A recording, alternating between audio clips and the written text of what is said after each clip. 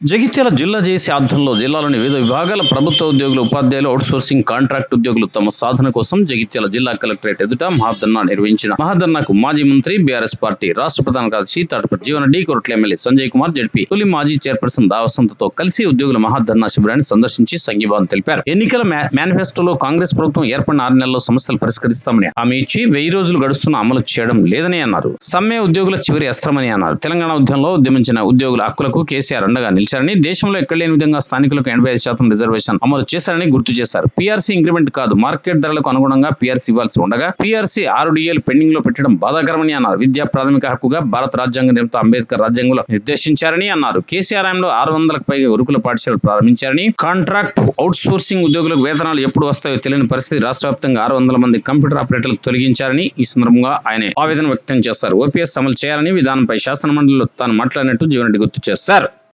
వెంటనే ప్రకటించాలి. Employees health కార్డును పటిష్టంగా అమలు పరచాలి.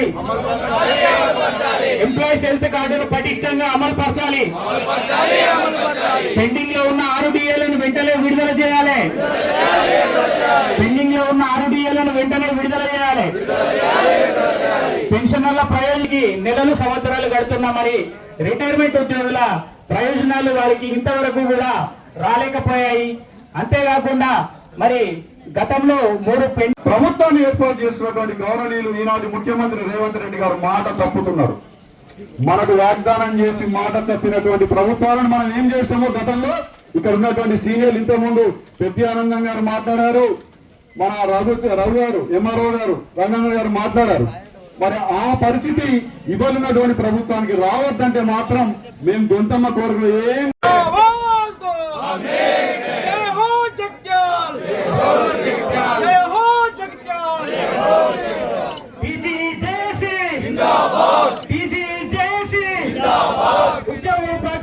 పెన్షనర్ల ఐక్యత, పెన్షనర్ల ఐక్యత. సమాజం కోసం ప్రజలు బాగుండాలి, సమాజం బాగుండాలి, విద్యార్థులు బాగుండాలని వివిధ రూపాలలో మరి అందరూ కూడా టీచర్స్, రిటైర్డ్ ఎంప్లాయీస్, వివిధ డిపార్ట్మెంట్లో పనిచేసే ప్రతి ఎంప్లాయీ కూడా సమాజ అభివృద్ధి కోసం పనిచేసిన ప్రతి ఒక్కరికి కూడా మరి న్యాయమైన డిమాండ్లు మరి వారు అన్నీ కూడా ఒడ్డెక్కిన తర్వాత ఒక మాట చెప్పారు. ఇప్పుడున్నటువంటి రేవంత్ రెడ్డి గారు మరి ఒడ్డెక్కిన తర్వాత ఒక మాట చెప్పుతున్నారు కాబట్టి దాన్ని 3 సంవత్సరాలు వెయిట్ చేసి ఇవాళ తెలంగాణ జేఏసీ ఆల్ యూనియన్స్ ఆధ్వర్యంలో చేపట్టినటువంటి ధర్నా ఇలా జగిత్యాల జిల్లా కేంద్రంలో కలెక్టరేట్ ఎదుట నిజంగా కూడా నల్ల రిబ్బన్లు, నల్ల బ్యాడ్జీలతోటి ధర్నా చేయడం ఇది చీకటి రోజుగా భావించాల్సినటువంటి అవసరం ఉంది. ఎందుకంటే మీ అందరు ఇక్కడ కూర్చుంటే పాలన స్తంభించిపోతుంది. రేపటి భవిష్యత్ తరాల పిల్లలు కూడా తయారు కావాలంటే బడిలో పాఠాలు చెప్పాల్సినటువంటి ఉపాధ్యాయులందరూ కూడా రోడ్డు మీద కూర్చున్నారంటే మన పిల్లల భవిష్యత్తు కూడా రోడ్డు మీద ఉంటుందని చెప్పేసి మరి తెలియజేస్తూ దాని అందరం కూడా ప్రతి మీ మాటలో మీకు అండగా ఉండాలని చెప్పేసి రావడం జరిగింది. మరి నిజంగా కూడా మీ అందరి పాత్ర ఉద్యమంలో, తెలంగాణ స్వరాష్ట్రం సాధనలో మీ అందరి పాత్ర కూడా చాలా కీలకమైనది. మీ అందరూ కూడా మిలియన్ మార్చ్ కావచ్చు, సగల జనుల సమ్మె కావచ్చు, మీ అందరూ పోరాటం చేస్తేనే ఇలా స్వరాష్ట్రం సిద్ధించడం జరిగింది. మరి సిద్ధించినటువంటి స్వరాష్ట్రంలో మరి తెలంగాణ ఉద్యమకారుడు, తెలంగాణ సాధకుడు కేసీఆర్ గారు వచ్చిన తర్వాత నిజమే మన రాష్ట్రం మనది, మనకు వడ్డించేవాడు మనోడైతే ఎక్కడున్నా కూడా మనదే మరి బుక్క అనే విధంగా మరి చేసుకున్నాం. అది అందరికి కూడా మీ అందరికీ విదితమే, అన్ని కూడా తెలుసు. మరి మీ న్యాయమైన డిమాండ్లకు తప్పకుండా బీఆర్ఎస్ పార్టీ కేసీఆర్ గారి నాయకత్వంలో మేమందరం కూడా అండగా ఉంటాం.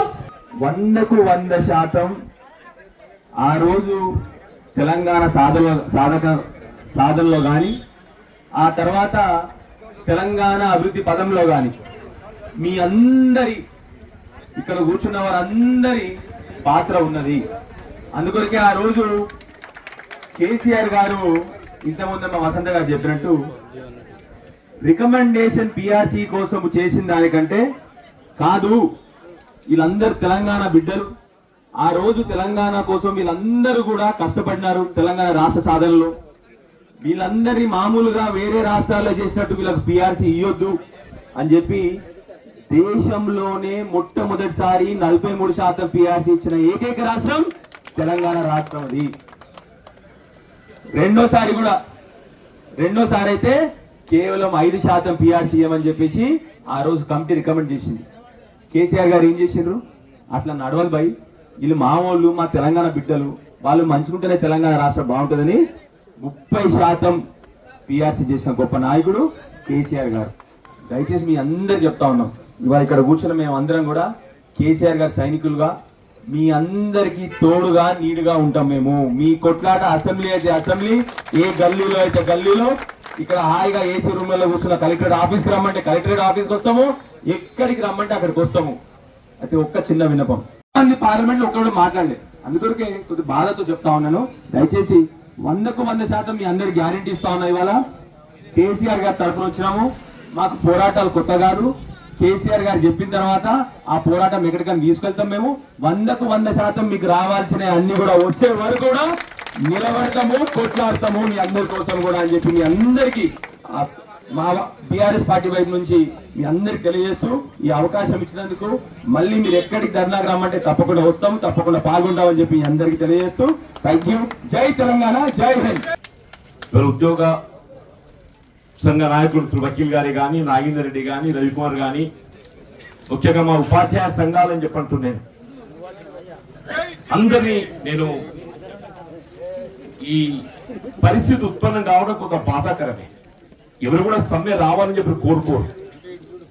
సమ్మె అనేది కార్మికులకే కానీ, ఉద్యోగస్తులకు, ఉపాధ్యాయులకే కానీ అవి చివరి అంకం, చివరి అస్త్రం అవుతుంది.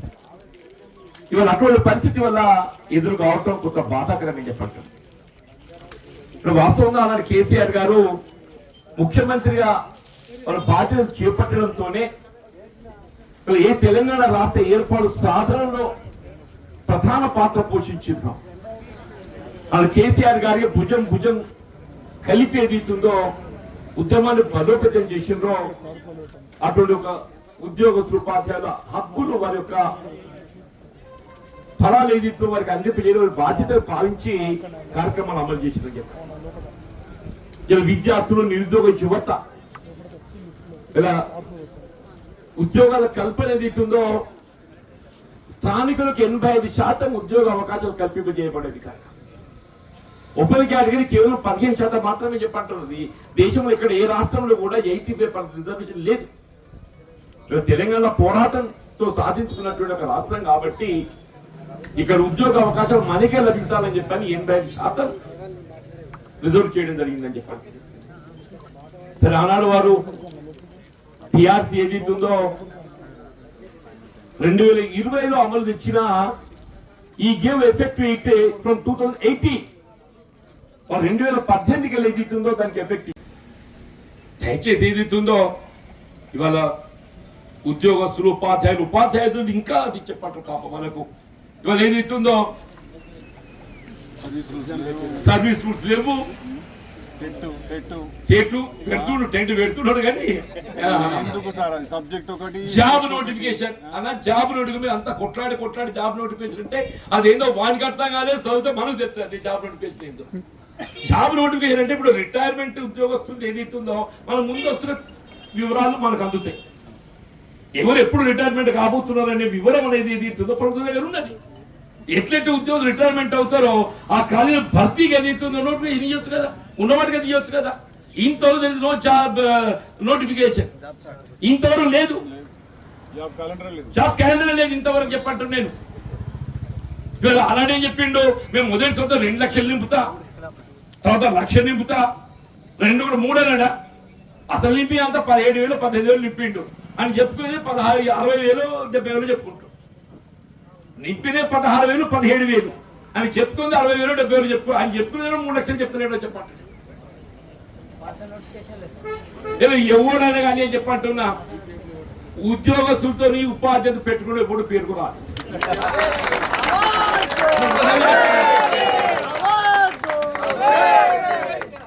ఉద్యోగస్తులు, ఉపాధ్యాయులతో పెట్టుకున్నాడు ఎవడు పేరుకు రాలేదు.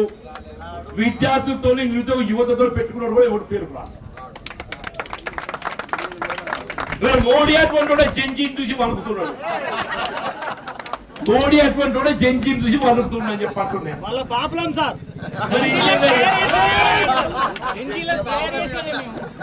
అదే అంటున్నా నేను. విద్యార్థులు నిధు యువతే లేకుండా తెలంగాణ లేదు. వాళ్ళ గురించి ఆలోచన లేకుండా అదొకటి ప్రశ్నించడం దిమాకి నక్సల్ అంటే ఎవరు చదువు రావద్దు, ఎవరికి చదువు రావద్దు. దయచేసి ఏదైతుందో జగిత్యాల గడ్డ దీంతో ప్రత్యేకత ఉన్నది. ఇది ఉద్యమాల గడ్డ. ఇక్కడ ఆరంభింపబడ్డ ఏ ఉద్యమం అయినా కానీ ఏదైతుందో తప్పకుండా మనం ఆశించిన ఫలితం పొందుతాం, మన హక్కులు సాధించుకుంటాం అనే ఒక విశ్వాసం వ్యక్తం చేస్తున్నాం.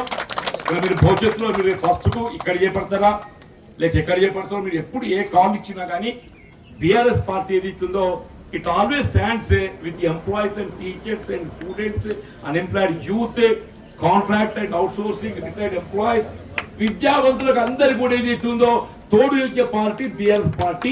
కేసీఆర్ గారి యొక్క నాయకత్వం చెప్పండి. బీఆర్ఎస్ పార్టీ కేసీఆర్ గారి యొక్క నాయకత్వం చెప్పండి.